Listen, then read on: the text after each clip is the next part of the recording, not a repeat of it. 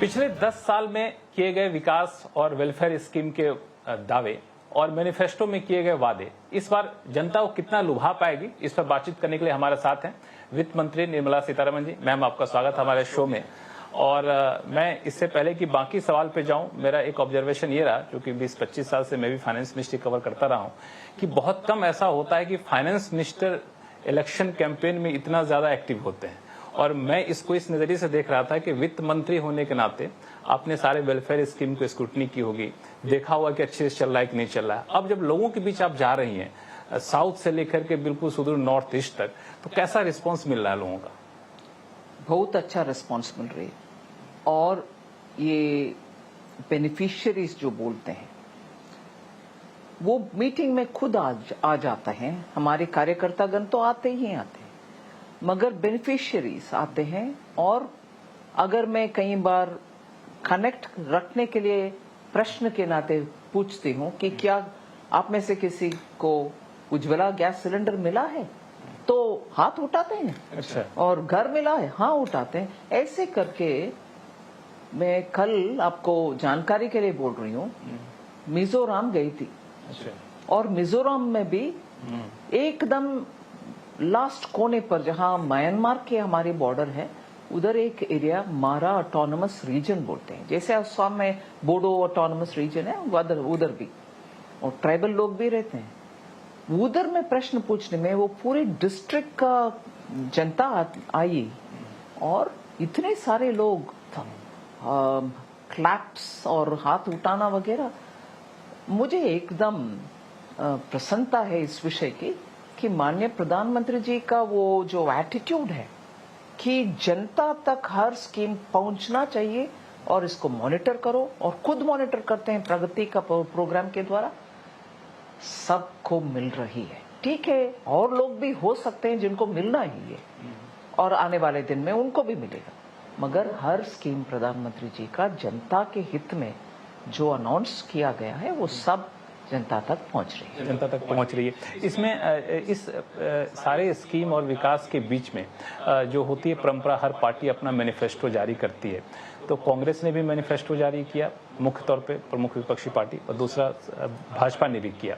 तो जब दोनों को मैंने कंपेयर किया तो मैंने ये देखा कि कांग्रेस बहुत सारी चीज़ों में बहुत ही स्पेसिफिक, बहुत ही आकर्षक वादे किए हैं। मिसाल के तौर पर उन्होंने कहा कि हम 30 लाख सरकारी भर्तियां भरेंगे, MSP की गारंटी देंगे, हम गरीबी छूमंतर कर देंगे। दूसरी तरफ भाजपा कहती है कि हम निवेश से नौकरी करेंगे, हम कृषि को ज़्यादा प्रॉफिटेबल बनाएंगे।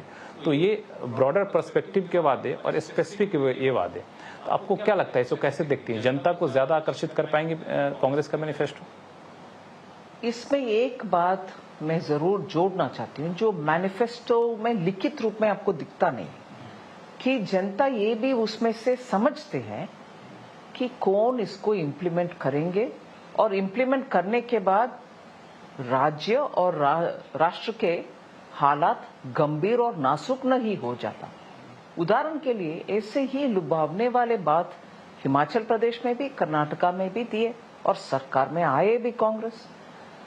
आज तक आप देख लीजिए, पिछले 1 साल में से बार बार कर्नाटका के मंत्रीगण भी, चीफ मिनिस्टर भी मोदी जी को दोषी ठहराते हैं कि हमें पैसा नहीं है, ये सब प्रोग्राम हम चलाना है।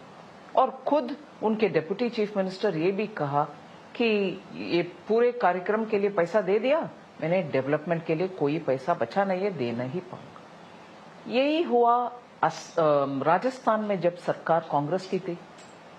तब की मुख्यमंत्री माननीय गहलोत जी ने openly OPS old pension scheme को जाएंगे, न्यू पेंशन छोड़ देंगे। क्यों आज कांग्रेस के मैनिफेस्टो में OPS के विषय जिक्र नहीं हुआ? और जब पूछने में फॉर्मर वित्त मंत्री जी बोलते हैं नहीं नहीं वो प्रीमेच्योर होगा। प्रीमेच्योर के बाद हिमाचल भी बोले और राजस्थान भी बोले। इसीलिए मैं सारांश इस विषय का, जनता ये देख रहे हैं कि प्रॉमिस देने वाले कौन है और उसको सक्षम तरीके से इम्प्लीमेंट करने वाले कौन होंगे। कांग्रेस 3-4 बार एक्सपोज हो चुके हैं ऐसे लुभावने वाले बात देना प्रॉमिस के नाते, और जनता को उसके बाद हाथ उठाना। इसमें मैं थोड़ा सा एक दो स्पेसिफिक सवाल पूछूंगा कि एक तरफ प्रधानमंत्री मोदी कहते हैं, जो वादा भी किया गया है कि 2047 तक भारत विकसित भारत बन जाएगा। जाहिर तौर पे 2047 तक गरीबी हट जाएगी, ये मान के चला जाएगा विकसित भारत बनता है तो। दूसरी तरफ कांग्रेस के नेता कहते हैं कि हम एक झटके में गरीबी हटा देंगे। तो कितना फिजिबल है गरीबी को जल्द से जल्द हटाना, क्योंकि ये तो एक झटके में गरीब हटा देंगे, ज्यादा लोगों को अट्रैक्ट करेगा। ये झटके में अगर हट जाता गरीबी, माननीय इंदिरा जी को वो शायद वो मैजिक वॉन्ड उनके हाथ में नहीं है, ऐसे करके एलिवेट गरीबी हटाओ हटाओ, हर चुनाव में गरीबी हटाओ का नारा क्यों लगाना था। सो राहुल गांधी ऐसे पिक्चर दे रहे हैं जो उनके पिताजी या दादी जी और इवन उनके परदादा, उनको इतना ज्ञान इतना ज्ञान नहीं था। they couldn't do it, और ये मैजिशियन आ गए हमें। यही बात ना, इर्रेस्पॉन्सिबली जब बात करना है, आप जो भी प्रॉमिस देना है दे सकते हो। पॉवर्टी एलिविएशन भारत में ये एक डायमेंशन का नहीं है, बहुत सारे इंडिकेटर के नाते हम उस हर एक इंडिकेटर को उपयोग करते हुए देखना पड़ेगा। पैसा भी क्यों ना हो, एक्सेस टू एजुकेशन अगर नहीं है, एक्सेस टू मेडिकल फैसिलिटी अगर नहीं है, और एक्सेस टू स्किलिंग अगर नहीं है, कोई भी परिवार उस हालात से ऊपर उठकर आना असंभव है। इसीलिए मोदी जी का एम्पावरमेंट के लॉजिक को लेकर के हर एक पहलू, गरीबी का कारण जो होता है, उन सब के लिए कुछ ना कुछ मेजर्स लेके आ रहे हैं। एंड इसके कारण कोविड के बावजूद भी भारत में 25 करोड़ लोग को उस क्या बोलते हैं गहरा पॉवर्टी, एक्सट्रीम पॉवर्टी से ऊपर उठकर आ सके। इसीलिए पॉवर्टी को ये पैसा फेंको गरीबी हट जाएगा, इस रास्ते से सोचने वाले गलत सोच। हालांकि एक तरीका उन्होंने ये भी दिया है, जो मैनिफेस्टो में वादा भी किया है कि हर गरीब परिवार को सालाना 1 लाख रुपए देंगे। हालांकि प्रधानमंत्री मोदी के जरिए 6,000 रुपए जाते हैं किसानों के बीच में, तो उसकी तुलना तो 1 लाख तो बहुत ज्यादा है। फाइनेंशियली वायबल है, बहुत ज्यादा है, फाइनेंशियली वायबल है। अभी तो मंत्री इसलिए पूछ रहा हूँ। मैं जरूर ये बात कहूंगी कि ये सब इर्रेस्पॉन्सिबल बातें हैं। 1 लाख करोड़ ये नहीं बोल रहे हैं, गरीब को दे रहे हैं, ऐसे बोल रहे हैं। कितने हैं संख्या, गरीब का संख्या कितने हैं उनके अनुमान से। हमारे 2011 सेंसस, फिर सोशियो इकोनॉमिक सेंसस, ये सबको अपडेट भी करना है। और अगर एक विषय ये बोलते हैं 1 लाख दे देंगे, बिना ये बोले कि कितने परिवार होंगे जिनको ये देना है, तो लिख रहे अनकंडीशनल होगा। हाँ, अनकंडीशनल देंगे तो पैसा कहाँ से ले आएंगे मुझे ये मालूम नहीं हो रही, क्योंकि देश में बहुत सारे प्रायोरिटीज का विषय है। एजुकेशन और हेल्थ का प्रायोरिटी है, फिर किसान के लिए मॉडर्नाइज करने का प्रायोरिटी है, फिर आज भी ऐसे दूर दराज गांव है जहां कनेक्टिविटी का हम कोशिश करना है, बॉर्डर सिक्योर रहना है। इतने सारे काम को छोड़ करके हाथ में 1 साल के लिए 1 लाख रुपया दे देंगे, फिर अगले साल कहाँ से आएगा पैसा। और 1 साल में उनको 1 लाख मिलने में क्या सचमुच उनके गरीबी हट जाएगा। ये सब ऐसे सेड टेम्पटेशन क्रिएट करने के लिए, जनता को कंफ्यूज करने के लिए करने वाली बात है। मैं याद दिलाऊं 2009 में किसानों का कर्ज माफी का बात इस बार भी किया गया। 50% किसान का भी माफी नहीं हुआ। वोट तो कमा करके आ गए उस प्रॉमिस के ऊपर, उसके बाद किसान का हालात हर स्टेट में आप जाकर पूछ लीजिए 2009 का विषय में। इसलिए कांग्रेस गड़बड़ करके इकोनॉमी को, ठीक चलने वाले पटरी को हट करके या टेढ़ा मेढ़ा करके फिर भारत का इकोनॉमी को ऐसे के वैसे छोड़कर चले जाएंगे, उनको जिम्मेदारी नहीं है। इसमें एक सवाल और पूछूंगा, फिर बाकी मुद्दे पे जाऊंगा। वो ये है किसान को लेकर। किसान आंदोलन काफी दिन तक चला, मुद्दा था एमएसपी की गारंटी दी जाए। भाजपा के मैनिफेस्टो इस पर चुप है, ये है कि किसानों की आमदनी बढ़ाएंगे।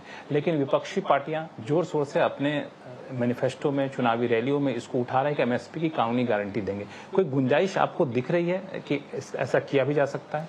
हमारे प्रयत्न किसान के लिए, जैसे मैं गरीब के विषय में बोली, बहुत ही पहलू से कनेक्टेड है। किसान का आमदनी बढ़ाना, उनको मार्केट एक्सेस देना। भारत इतना बड़ा मार्केट है, पूरी दुनिया, ऑस्ट्रेलिया से, न्यूजीलैंड से, कनाडा से, सब चाह रहे हैं उनके एग्रीकल्चरल प्रोड्यूस को इधर ले आएंगे। गेहूं हो, दूध से संबंधित विषय, घी हो या चीज हो, और कनाडा से पल्सेस हो, दलहन हो, इन सबको मार्केट सब चाहते हैं। भारत का इतना बड़ा मार्केट, मगर उससे पहले हमारे ही किसान को इस मार्केट का पूरे एक्सेस मिलने के लिए मोदी जी लाख कोशिश कर रहे हैं कि मार्केट को ओपन करो, सभी किसान अपने आप कहाँ भी मार्केट प्राइस मिलेगा, और एक्सपोर्ट का जहां अपॉर्चुनिटी है वो मार्केट भी खोल दो। ऐसे करके किसान के विषय में और उनके इनपुट कॉस्ट जो बोलते हैं, जो सामान खरीद कर किसान उपयोग करना है, उनका कॉस्ट रिडक्शन के लिए काम करते हैं ऐसे। और वो ऊर्जा भी उत्पादन करें उनका खेती का चारों ओर से, और उससे उनका इलेक्ट्रिक बिल कम हो और वो कमा भी सकते हैं।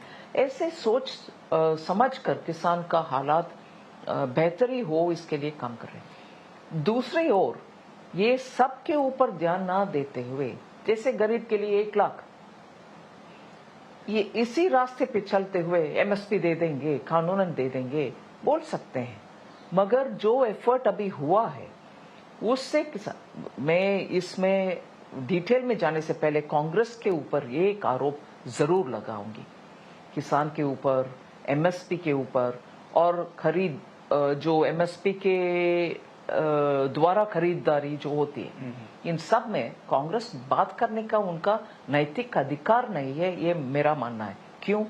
2013 में वर्ल्ड ट्रेड ऑर्गेनाइजेशन का 2 सालाना, मतलब 2 साल के एक बार मंत्रीगण का स्तर पर मीटिंग होता है। उस मीटिंग में कांग्रेस ने 2013 में प्रोक्योरमेंट बंद करने का समझौता एग्री करके आए।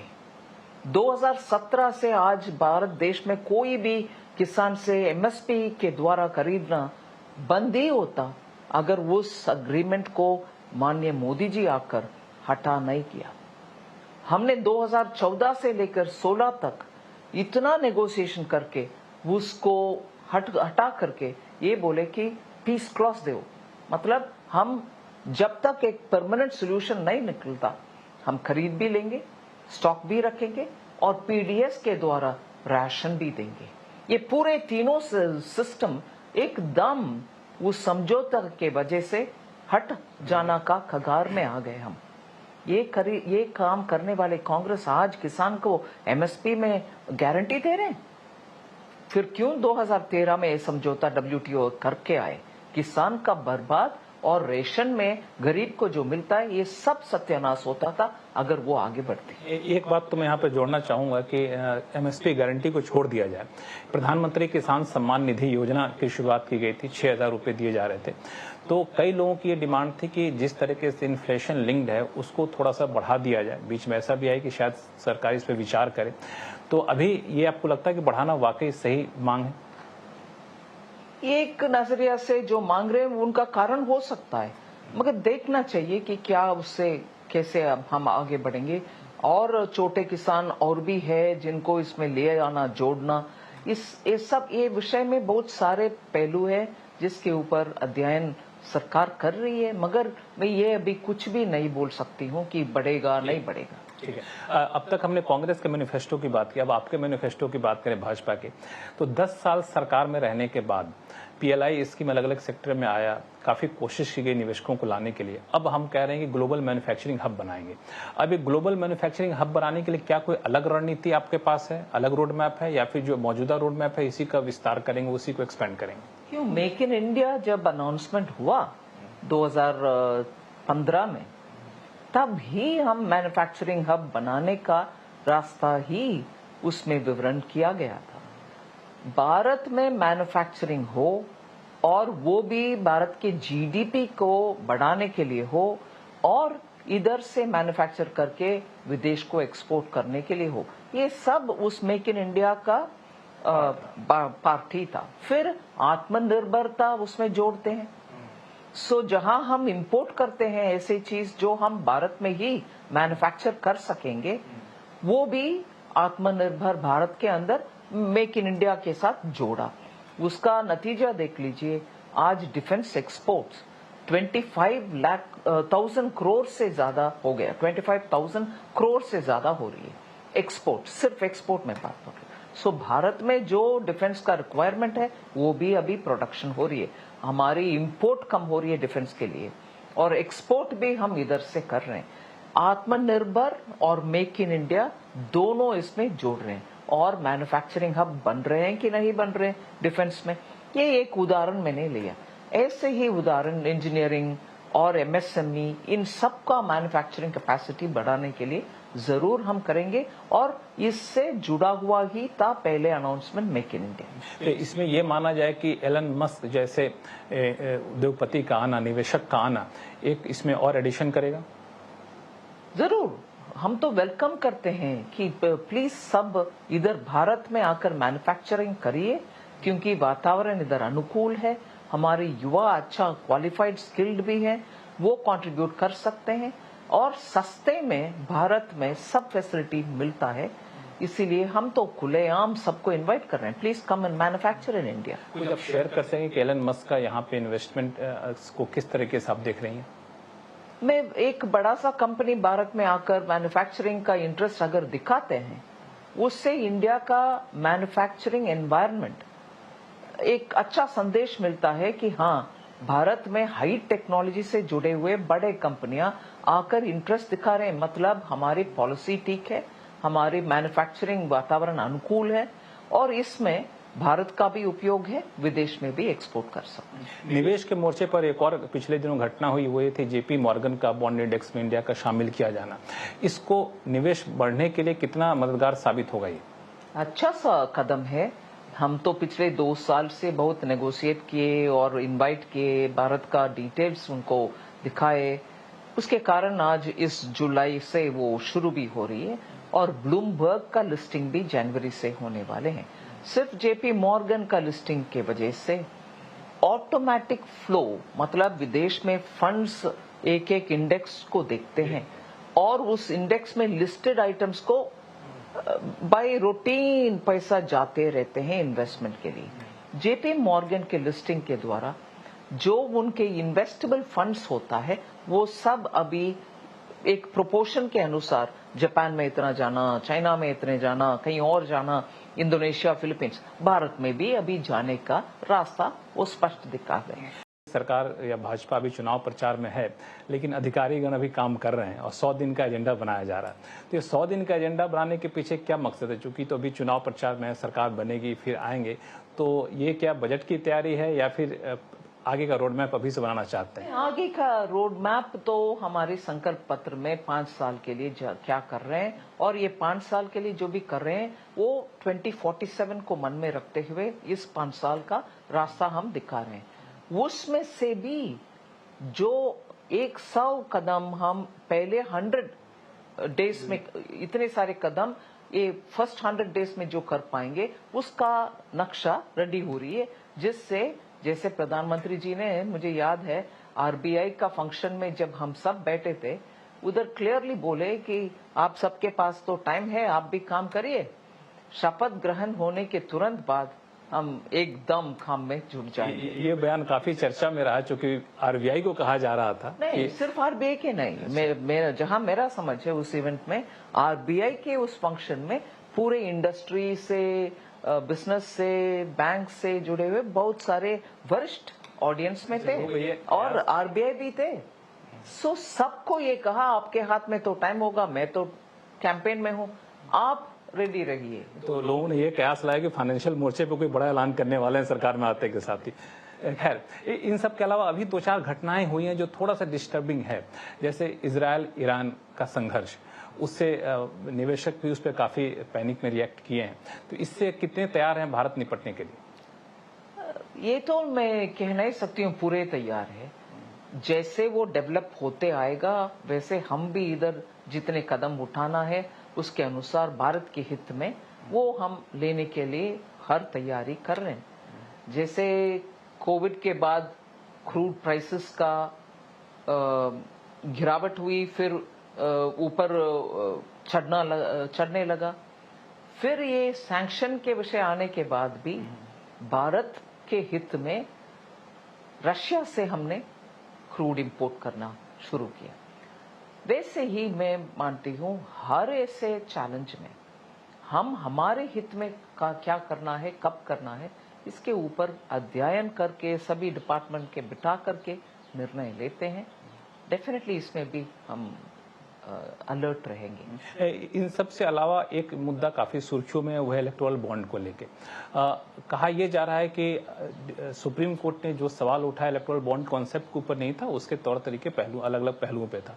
तो क्या ये माना जाए, क्योंकि प्रधानमंत्री ने कहा भी है कि ये एक बहुत ही अच्छा टूल था, तो नई सरकार आने के बाद अगर आप आती हैं सत्ता में तो इलेक्टोरल बॉन्ड को नए रूप में लाने की कोशिश करेंगे? उसके लिए बहुत सारे चर्चा, गोष्ठी, विमर्श सब करना चाहिए। और क्योंकि पिछले बार जो सिस्टम था उससे बेहतर था इलेक्शन बॉन्ड्स, अभी जो आने वाले दिन में जो भी करना है उसका भी मैं मानती हूँ बहुत कंसल्टेशन के बाद सरकार आगे बढ़ना चाहिए। इतने सारे आपने सरकार के कामकाज गिनाए, तो मेरा एक सवाल है कि वित्त मंत्री चूंकि चीजों में काफी दिल से जुड़ी रहती हैं, क्योंकि पैसा खर्च होता है, खर्च करने की जिम्मेदारी आपकी रहती है, लेकिन चुनाव में इन डेवलपमेंट के मामले को चर्चा होते होते बात भटक के चली जाती है पोलराइजेशन पे, तो ये आपको दुखी करता है या फिर आप कैसे देखती हैं? क्योंकि डेवलपमेंट 10 साल सरकार ने किया है, उस मुद्दे पर चुनाव लड़े जाने चाहिए, उस मुद्दे बहस होनी चाहिए, लेकिन उस मुद्दे बहस होते होते मुद्दा कहीं और चला जाता है। बिल्कुल आप सही कह रहे हैं, क्योंकि मोदी जी का परफॉर्मेंस, उनके डेवलपमेंट और गरीबी हटाना, गरीब का समझना, गरीब के रिक्वायरमेंट को समझ करके पिछड़ा और दलित और ट्राइबल लोगों को उनके समस्या उठाना और उसका निष्कर्ष ले आना, इन सब में मोदी जी का रिकॉर्ड परफेक्ट है। ये इस विषय के सामने उठाते हुए हम आगे बढ़ रहे हैं जनता के बीच में, और विपक्ष को ये पूरे समझ है कि इस रिकॉर्ड को हम तोड़ नहीं सकते। इस रिकॉर्ड के सामने उनके पीछे 10 साल हो और उससे पहले 40 साल हो, कुछ खड़ा हो नहीं सकता है। इसीलिए उनको सूटेबल है कि जैसे पहले करते थे, आप पीसमेंट का राजनीति, माइनॉरिटी को अपीस करो और भटकाव की भाषण दो और मेजॉरिटी को बार बार दिखाओ कि आप कुछ नहीं है वगैरह वगैरह। ऐसे पोलराइजेशन उनको आवश्यक है, हमें आवश्यक बिल्कुल नहीं है, क्योंकि मोदी जी का ट्रैक रिकॉर्ड इतना स्पष्ट है। डेवलपमेंट के रास्ते में जब सबको सब मिलता है, ये भेदभाव का कोई स्थान ही नहीं बचता इस देश में। देखिए कैसे ज्ञान का, गरीब, युवा, अन्नदाता और नारी, इनको क्यों सामने रख के प्रोत्साहन के नाते बात करते हैं मोदी जी, क्योंकि जब गरीब की बात करते हैं उसमें सभी जातियां और मजहब आ जाता है कि कोई भेदभाव नहीं है, गरीब हो तो आपका आगे ले जाना ही चाहिए, वैसे ही नारी, वैसे ही। इसीलिए मोदी जी का मन में इस देश में सब आगे बढ़ना चाहिए, ना कि एक वर्ग, ना कि दूसरे वर्ग से झगड़ा करना। ये टिपिकल कांग्रेस के मानसिकता है। और उसमें एक विषय जोड़ रही हूँ, इतने हद तक जाते हैं कि उनके वायनाड कॉन्स्टिट्यूएंसी में कांग्रेस अपने फ्लैग, कांग्रेस पार्टी का फ्लैग को भी, झंडा को भी कैंपेन में दिखा नहीं रहे, क्योंकि मुस्लिम लीग लोग बोले नहीं नहीं आपके फ्लैग नहीं होना चाहिए। उनके अपने पार्टी का फ्लैग तक, जब कैंडिडेट कांग्रेस का है, कांग्रेस का, हम तो जब जहां कैंपेन में जाते हैं हमारे बीजेपी का फ्लैग सिर्फ नहीं रखते, हमारी अलायंस पार्टनर सबका फ्लैग रखते हैं। कैंडिडेट जब कांग्रेस का है, कांग्रेस का फ्लैग नहीं रख रहे हैं बयान में। अपीसमेंट का भी हद है भाई। इतने सारे कहने के बावजूद कांग्रेस आरोप लगाती है कि दो मुद्दे से हमेशा सरकार या बीजेपी भाग रही है, वो है महंगाई और रोजगार। इस मुद्दे पर प्रधानमंत्री इंटरव्यू में कुछ नहीं कहते, मैनिफेस्टो में कुछ बड़ा नहीं कहा जाता है। क्या वाकई ऐसी चीजें जिससे बचना चाहती है बीजेपी? मैं ऊपर से उनसे एक प्रश्न पूछना चाहती हूँ। पिछले अक्टूबर 22 से लेकर 23 नवंबर तक 10 लाख सरकारी नौकरी में हाथ में अपॉइंटमेंट लेटर देने वाले कौन है भाई? राहुल गांधी है, उनके राजस्थान में या उनके हिमाचल में सरकारी नौकरी किसी को दिया? मोदी जी ने दिया। और स्टैंड अप के द्वारा कितने लोग यूनिकॉर्न बने, 100 लोग। ऐसे यूनिकॉर्न में एक बंदा चलाता है कि उनके अंडर काम करने वाले भी होते हैं। इसीलिए और उस स्तर का जॉब्स भी, और स्वनिधि के द्वारा छोटे छोटे एमएसएमई का, ऐसे छोटे उद्योग भी बड़े उद्योग भी मोदी जी करके दिखाए, मगर आप लोग कुछ नहीं किए और रोजगारी के ऊपर हम बात कर रहे हैं और वो शिकायत हमारे ऊपर डाल रहे हैं। और महंगाई के विषय में आप देख रहे हैं कि महंगाई कम होते आ रहे हैं और हमारे द्वारा कितने सारे दाम कम करने वाली चीज, भारत आटा, नेफेड के द्वारा, मदर डेयरी के द्वारा आलू प्याज का बंटवारा, ये सब कौन करना? हम तो किए हैं, मगर यूपीए के सरकार के द्वारा 10 साल के 22 मंथ्स कंटिन्यूअसली लगातार डबल डिजिट में इन्फ्लेशन उनका समय में था, हमारा नहीं। एक आखिरी सवाल आपसे पूछूंगा, क्योंकि वित्त मंत्री होने के नाते भी आप उसके बाद भी चुनाव प्रचार के दौरान भी अब काफी इलेक्शन कैंपेन में जा रही हैं, अलग अलग जगहों पे जा रही हैं। तो पहले ये मामला चला कि शायद वित्त मंत्री निर्मला सीतारमण लोकसभा चुनाव लड़ेंगी, आपने कहा कि नहीं मैं अब नहीं लड़ूंगी। आपका एक बयान बड़ा सुर्खियों में रहा कि मेरे पास पैसे नहीं है, मैं नहीं लड़ सकता। तो कैसे देख रहे हैं, क्या आपने क्या सोच के नहीं लड़ने का फैसला लिया? आखिर पार्टी तय करती है, मैं कुछ भी कहूं, आखिर पार्टी अगर बोलती है नहीं आप जाओ इधर कंटेस्ट करो, हम तो मानने वाले पार्टी हैं। कार्यकर्ता बीजेपी का कोई पार्टी के खिलाफ नहीं बोल सकता, बोल भी नहीं करते हैं, क्योंकि हम तो पार्टी को ही सर्वोत्तम मानते हैं, देश के बाद पार्टी।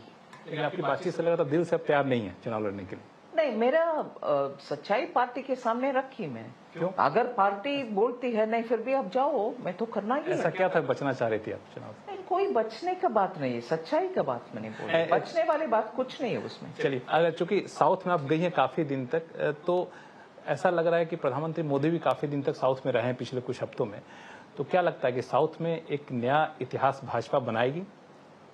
कोशिश तो अच्छा कोशिश हुए हैं, सब मंत्रीगण गए साउथ में, सिर्फ तमिलनाडु नहीं है, सभी 5 स्टेट्स में गए हैं, अच्छा कैंपेन चल रही है। जरूर जनता में एक अच्छा रिकग्निशन है कि बीजेपी का कामकाज अच्छा है, ट्रांसपेरेंसी है, करप्शन रहित सरकार दिए हैं 10 साल। देखते हैं तो सब पिछले साल से ज्यादा, पिछली बार से ज्यादा आने की उम्मीद, कोशिश तो करते हैं। केरला में खाता खुलेगा, देखते हैं। चलिए, बहुत बहुत शुक्रिया मैम हमसे बातचीत करने के लिए, और मेरी शुभकामनाएं कि आप जाती इतनी मेहनत करती है, धूप में अपना ख्याल रखिएगा। धन्यवाद मैम। थैंक यू जी। ये थी वित्त मंत्री निर्मला सीतारमण जी, जिनका साफ तौर से कहना है कि जो सरकार ने पिछले 10 साल में किया है उसका काफी ज्यादा असर लोगों में दिख रहा है और इसका प्रतिबिंब आपको चुनावी रिजल्ट में देखने को मिलेगा।